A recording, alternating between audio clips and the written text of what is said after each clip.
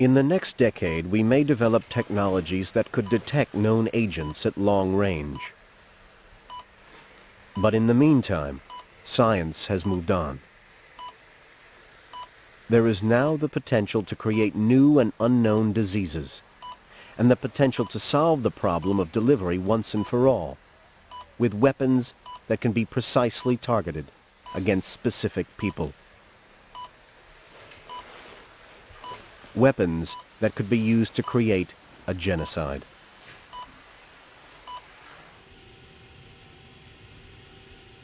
At the U.S. Army's Biological Research Center, scientists work to develop vaccines to protect against bioweapons.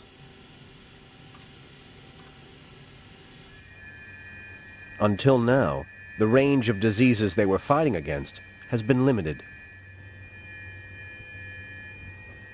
But the new technology of genetic engineering has radically changed the situation.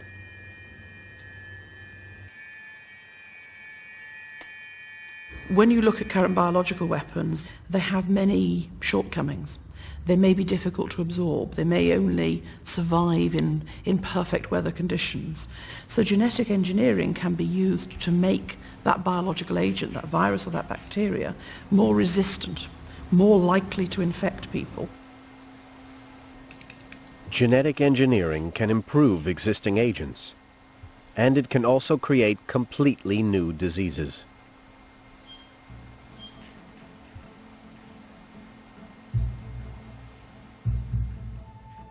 Inside a virus or bacteria, its DNA sequences determine how it behaves. It's now possible to introduce new genes into the DNA and change the nature of the organism. By mixing and matching genes, a whole range of designer diseases could be invented. The breakthroughs in genetic techniques in the last 20 years have opened the door to a new era of germ weapons. The revolution in the biosciences that we've seen since the 70s is every bit as profound as the nuclear revolution of 70 years ago, and could have quite devastating impacts on the future biowarfare and bioterrorism threat. Relatively simple modifications could transform the way an organism behaves. For example, a disease that currently affects animals could be adapted to be lethal to humans. Over the last 50 years, there has been a successful worldwide program to stamp out smallpox. The final samples of the virus that causes this highly contagious disease are on the point of being destroyed. But now, genetic engineering could potentially bring vaccines like these. There is a new agent that's related to smallpox. It is monkeypox. And monkeypox shares many of the same genetic characteristics as smallpox. 95% of its nucleic acid sequence is shared with smallpox.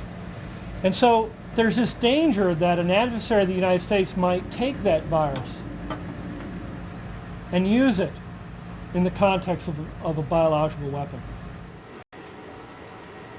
The greatest concern about the spread of Russian secrets is the claim that they invented a new generation of untreatable diseases.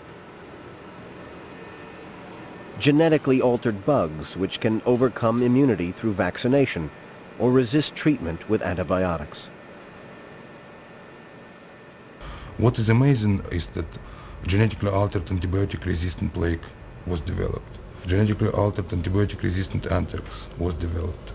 Russians tested this agent using Russian vaccine, so-called STI-1 vaccine, and they were able to show that the normal genetically altered strain very easily overcomes vaccination immunity. This is a real situation.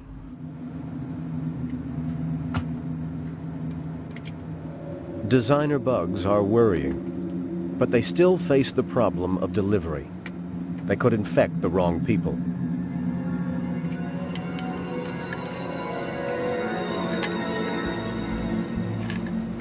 But genetic engineering hasn't stopped there. According to the British Medical Association, it may soon be possible to target germs so that they only attack certain people with a particular gene or set of genes, while leaving everyone else unharmed.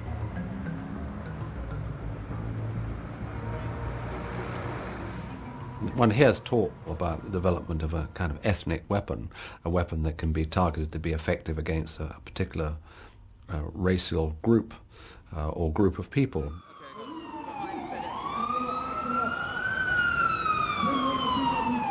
Research aimed at fighting crime is uncovering new genetic information. At the FBI crime labs in New York, forensic scientists have stumbled across some of the data that could be used to target population groups. Identifying individual people from samples of hair or blood has become possible by looking at human DNA. The National FBI database contains over 100,000 samples. They use them to analyze particular sequences in the DNA called junk DNA. Variations in these sequences now allow the FBI to distinguish one person from another. The differences that we look for are regions of DNA that may vary in length between people, or they may actually vary in sequence between people also. Sometimes these areas of DNA, because they didn't have a known function, were called junk DNA. But I like to think of the expression, one man's trash is another man's treasure. And for the forensic scientists, these regions, because they vary, are sources of vast information for us to use in forensics. The forensic work has had an unexpected side effect. The FBI databases uncovered genetic markers which identify African Americans, Hispanic Americans, Caucasians, and Native Americans.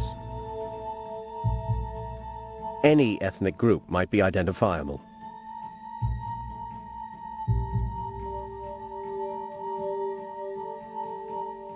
As well as the FBI work, scientists across the world collaborating in research called the Human Genetic Diversity Project are discovering more and more about our genes and how they make us different. Added together, all the information could be used to make biological weapons targeted at specific people.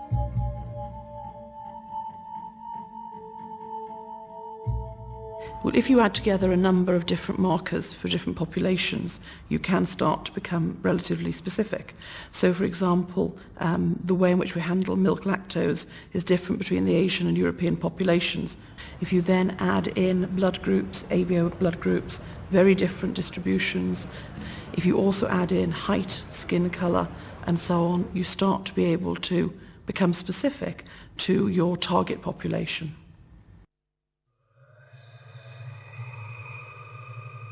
Once genetic markers have been uncovered, a virus could in theory be designed to look for them on entering the body. It would scan the DNA of cells looking for the markers. If it finds them, it inserts itself into the host DNA and starts the process of infection. In this way, the virus would be targeted to attack only people who had the right genetic markers.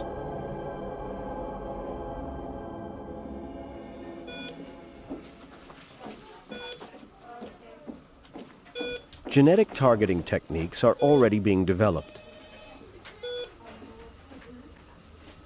They are coming from science with a completely different aim, the search for a cure for cancer.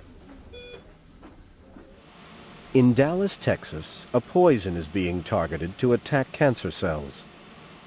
The doctor in charge of the research is hoping to adapt a toxin that in the past has been used as a biological weapon. Well, ricin is a natural toxin produced by the castor bean plant, which you can see here behind me. It's an ornamental plant used in many people's homes for decoration, and it has been used for many, many years in espionage, It's been used in all sorts of criminal activities where people wish to eliminate somebody.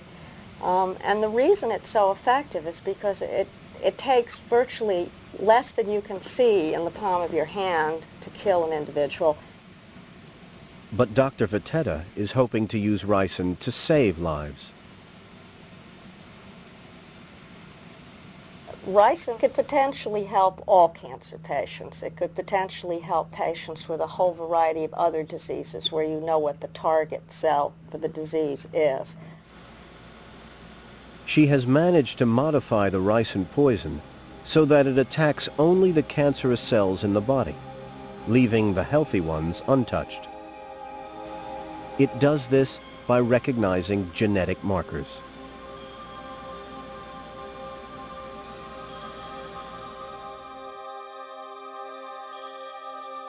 The ricin is attached to an antibody which looks for receptors on the cell surface. Because of a genetic mutation, cancer cells have different receptors from normal ones. The antibody recognizes them and attaches. Only then is the ricin activated to kill the cell.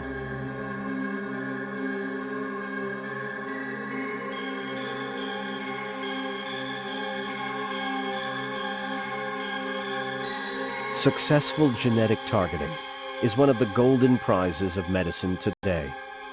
Millions of dollars are being invested in it in the hope of finding an answer to some of our biggest killer diseases. But it is the very technology that would be needed to identify and kill specific groups of people.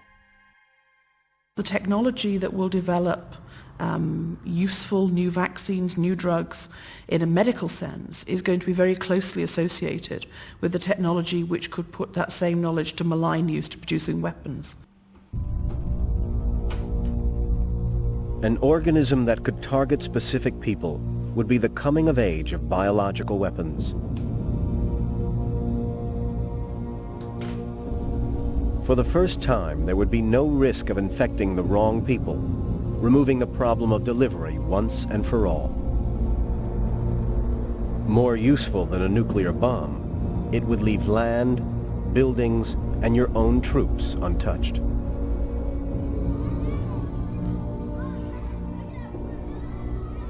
Because of these technological advances, the next 10 years could produce a targeted virus or bacteria of this type. Selecting its victims by distinct racial groups, it would be the world's first ethnic weapon. A biological agent that could successfully bring about a genocide.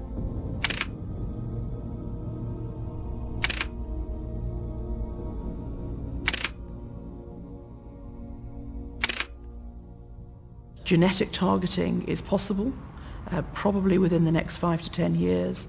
The manufacture of relatively specific biological weapons which are lethal in small volumes would be possible within that time period, and that we have therefore a very short opportunity, a timescale, to put in place proper control mechanisms to make sure these weapons are never developed.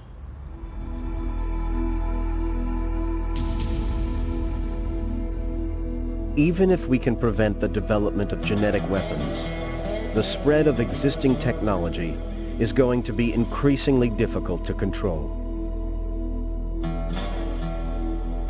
Terrorist groups are likely to become more educated in the technology of biological weapons.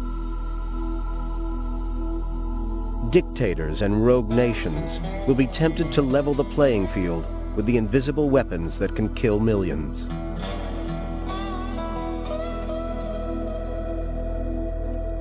Since the Second World War, it has been the age of the nuclear bomb. But we are entering a new age, an age where the threat from biological weapons will loom ever larger.